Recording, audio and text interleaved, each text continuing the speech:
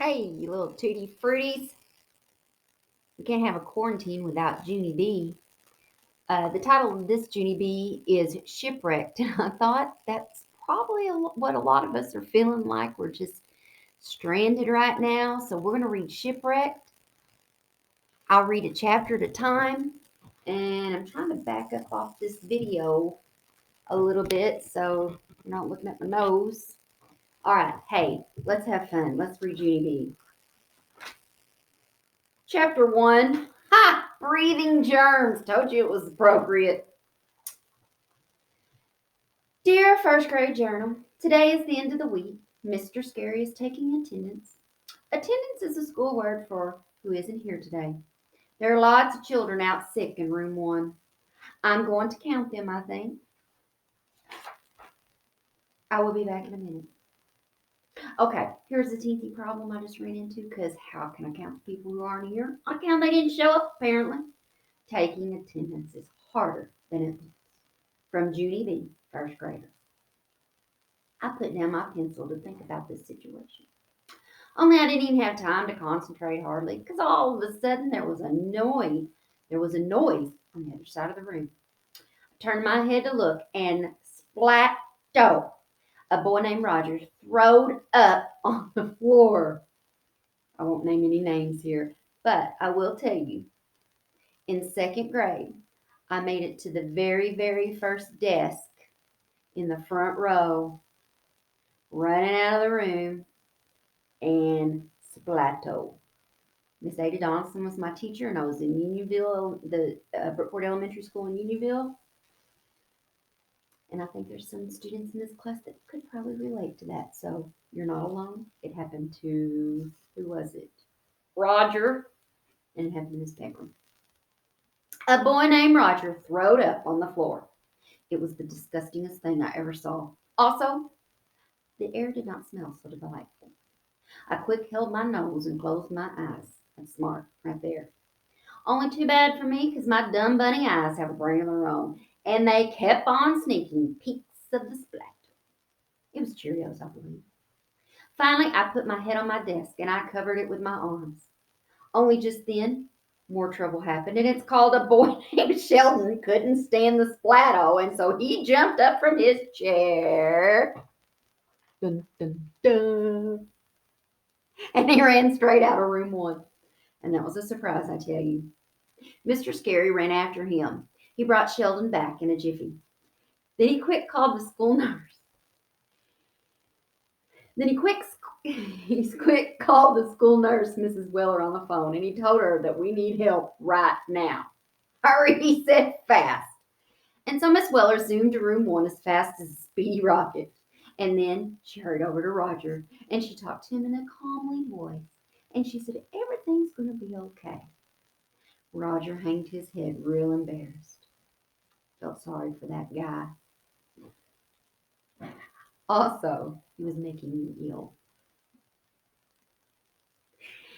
Finally, Miss Weller helped him get up from his chair, and she held his hand, and she took him to her office. After that, room 1 could not do any work on account of how can you do work with splatto on the floor. Only hooray, hooray, because pretty soon our janitor named Gus Valanoy, Baloney, sorry, it rhymes with baloney. I always get caught up on this one.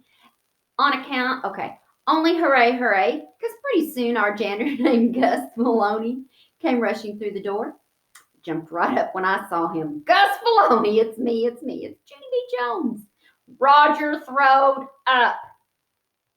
Gus Valanoy. Gus Maloney winked at me.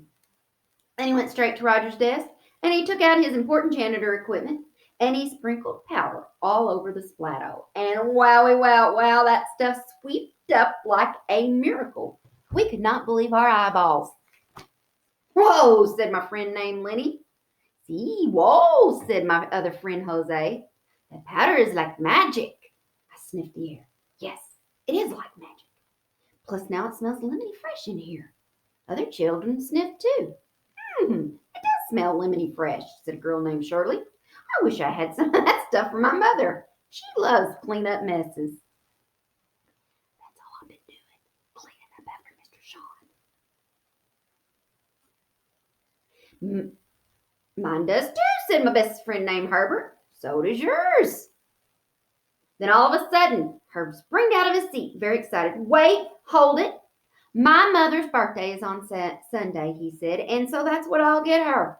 I'll get her a tub of that magic powder. What's the name of it, Mr. Maloney? What's it called?" Gus Maloney's face went kind of funny. He glanced his eyes over at Mr. Scary and then back at Herbert again. Finally, he ran his fingers through his bald hair and he said the name of it.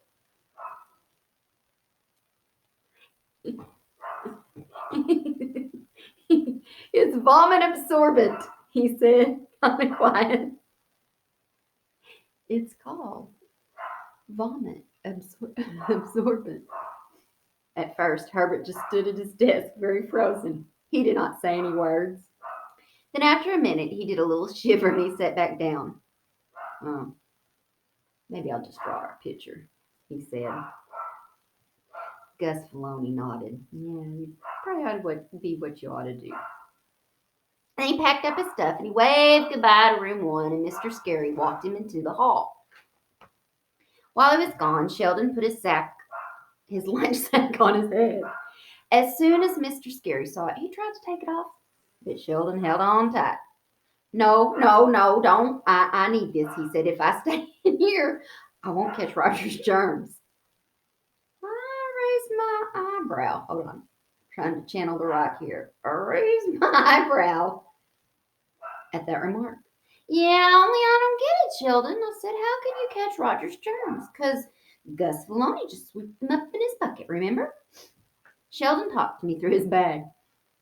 "Roger's germs aren't just in the bucket, Junie B. Whenever somebody throws up their germs, shoot out in the air all over the place. Then if somebody else breathes that same air, those germs get stuck right up in their nose nostrils." I did a little cringe at that information. I looked all around in the air, and very slow I lifted my hand and I closed my nostril. Room 1 watched me.